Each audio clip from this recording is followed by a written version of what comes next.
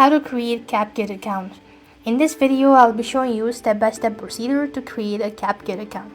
To do this, you want to first of all open up your respective app store.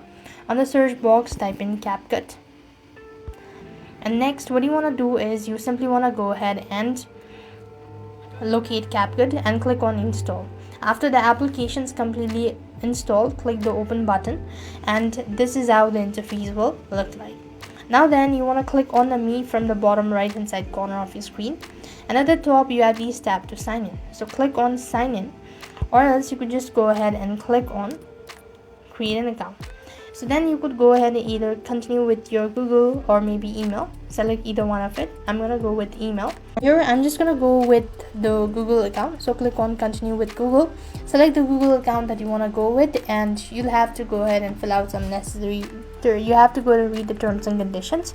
And with that being said, you'll have successfully created your CapKit account.